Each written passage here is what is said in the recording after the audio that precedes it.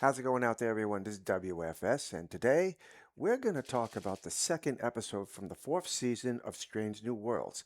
The episode is called The Griffin Incident, and I absolutely was blown away by how good this story was.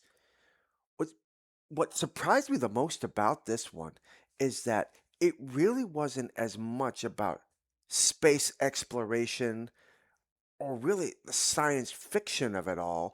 It was more like a horror story. It really had me paying attention, and in some parts, it honestly had me going, no way. It was really good, a lot of fun to talk about. Now, yes, of course, I did spot a couple of things that were, well, would basically have me saying, hey, wait a minute, that's not canon. But given this is Strange New Worlds, eventually I'm gonna have to let that go because Strange New Worlds doesn't give a damn about canon. Personal log stardate 2903.9. The future Federation leader's retreat was an overwhelming success. But my plan to hitch a ride home with fellow attendees La'an and Spock has hit a snag. We detected a mysterious signal in an uncharted region of space. It's the kind of thing I joined Starfleet for. And yet, for the first time, I can't shake the feeling I'm in the wrong place. From Kirk's report, Kirk, Lon, and Spock are coming back to the Enterprise from a retreat. And along the way, they pick up a distress signal for a vessel.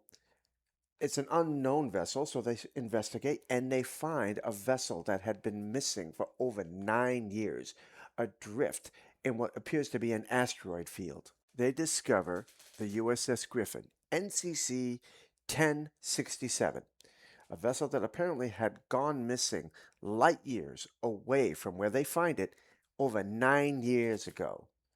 Without any trace, no escape pods had been ejected from this ship, nothing, no signs of distress from the crew, just a report made by the captain before the ship went missing. So, like good Starfleet officers who have a mystery on their hands, only 3 people, they're going to beam aboard this ship.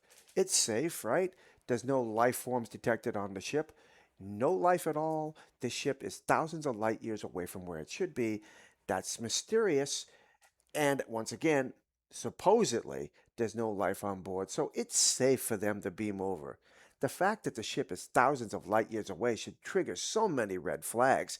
I would be calling for Federation starships before I even boarded this thing.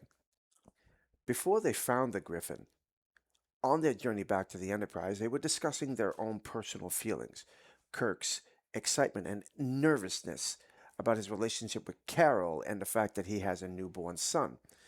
Then, of course, there's Spock and Lon and their relationship and the troubles that they're having, and of course, the issues that happen with Lon in the first episode of this season. All of these things are very important because they will play a key part in what happens in this episode.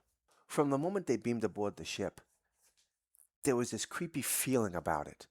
Lon made reference to the fact that there's no one around, there's no bodies anywhere. It's almost like the crew went on a coffee break and never returned. Kirk, basically from the start, is hearing babies crying in the distance. This computer's last system check indicates that all Bishop's power should have expired years ago. So it was asleep and now it's awake? In a manner of speaking. Life support is now online. But we have only 1 hour before remaining power is drained for good. 60 minutes to figure out what happened to him. In a few moments, Lon and Kirk were going to separate from Spock. Spock's going to head off to the med bay to see if he can figure out what happened there. Meanwhile, the other two will head up to the bridge to see if they can gather any information. The ship is squeaky clean with the exception of power fluctuations.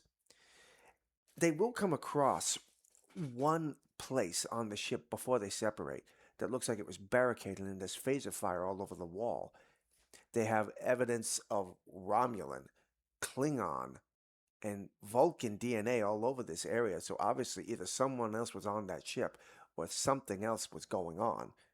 The one thing I find very interesting, not just about Strange New Worlds in this episode, but horror films in general, is the fact that you know something's not right. You know things are definitely not up to standard or up to a code that you're used to. And yet you're going to continue to explore, knowing that there is just something so high on the creepometer here. Eddie Murphy described it so well in his 1980s comedy special Delirious. He wanted to ask the question about people when it comes to haunted houses. I got a question. Why don't white people just leave the house when there's a ghost in the house? In the Amityville horror, the ghost told them to get out the house. White people stayed in there. Now that's a hint and a half for your ass. Throughout this episode, Lon is going to continuously be harassed by this image at the far end of the tunnel. She'll see it in videos. The image will start talking to her, and it's just going to slowly start driving her insane. There's nothing in this corridor but us. What were you going to ask me? Do you believe in ghosts? So they uncover that the security officer, Rose Harper, back 9 years ago, was slowly beginning to feel or express opinions that the crew members were turning against her. There were reports of 13 strangulations, several stabbings. She tried to get the captain to help her, and she started believing that the captain was blocking her reports to Starfleet. She went so far into thinking that this was a serious conspiracy theory that she beamed over 200 crew members who were alive and well out into space. She murdered a lot of her crew members. What is going on the ship? No one can seem to figure out, except for the fact that Lon seems to be seeing Rose in everywhere that she is exploring by herself. She is exploring the video library, and Rose is in the videos, and they slowly starts talking to her. Lon is slowly starting to go insane. I need you to hear me. I need you to believe me. You can't trust any of them, Lon.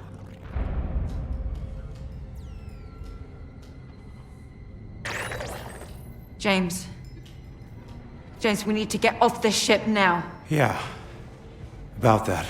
Spock in sickbay is running into a serious problem because after he discovers Rose and what she's done and believes that Rose is the image that they saw in the corridor, he tries to contact Kirk and Lon to inform them what he discovered and is not able to get through to them. He tries to walk out the door, and the door shut on him automatically. He's cut off both communication-wise and any other way possible. He is trapped in the sickbay. Now the tension is starting to get serious here because is Spock seeing T'Pring coming out of one of the body bags. I know that a lot of people out there are going to look at this episode and say, man, it reminds me of the Event Horizon. But I don't get that vibe from this. I'm getting the Amityville horror. I don't know if you're familiar with the story or not. I know you've seen the movies probably, but I know that a lot of people don't know the whole story behind it. But a year before the Lutzes moved in, I don't remember the exact date, but it was in the early 70s, Ronald DeFeo murdered his entire family and claimed that voices made him do it. A year later, the Lutzes moved into the house and only stayed there for 28 days under the claims that psychic and spiritual events were taking place in the house. They couldn't stay there any longer than that. 28 days. There were all sorts of fascinating, possibly fictitious stories about what happened in that house. There's been videos made about it. It's a whole mess of movies, that's for sure. They've even had one of the children make a video about what's happened, claiming a lot of what happened in that house was real, but at the same time they believed that the father brought it all on. I honestly believe that the events that took place in that house, if they were true, were all a result of the negative energy that was left behind by the murders that took place, which is what I think is happening here in Strange New Worlds. Now they can't get off the ship because their shuttle has been destroyed, or at least trashed. Spock's stuck in sickbay with T'Pring, who's going to torture the living heck out of him, cut off a piece of his ear. He's going to start freaking out. Lon's going to separate from Kirk, go down to engineering to see if they can find a way to get off the ship. and have more encounters with this ghost, and slowly it's going to start driving her insane.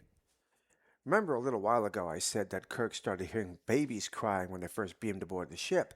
He's now convinced that that's his little baby boy, David. Now, just remember now, try to rationalize this. A little while ago, he knew that he was David and Carol were thousands of light years away. And now all of a sudden, he starts to believe that his baby boy is trapped inside the computer console.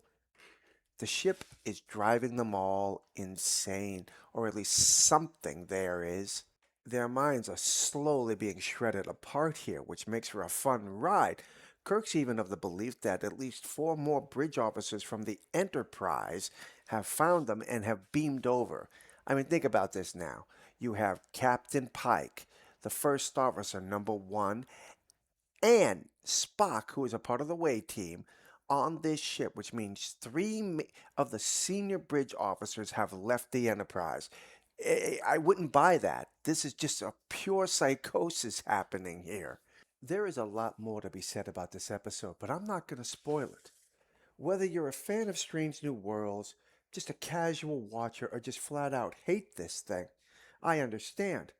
This particular episode, though, I honestly feel, regardless of how you feel, what side of the aisle you're on this, is actually worth your time. It really was clever.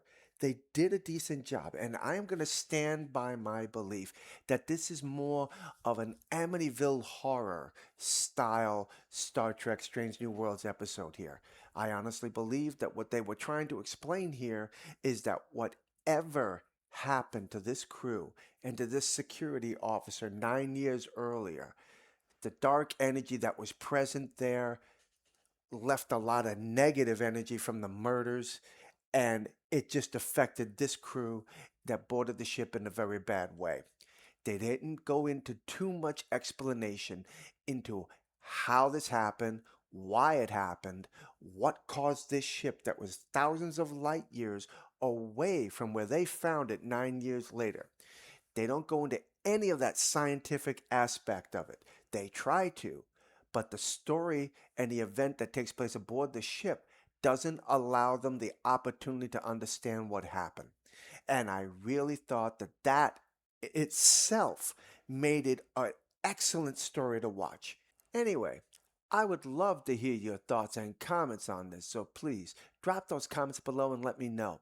Until the next time, my friends, God bless.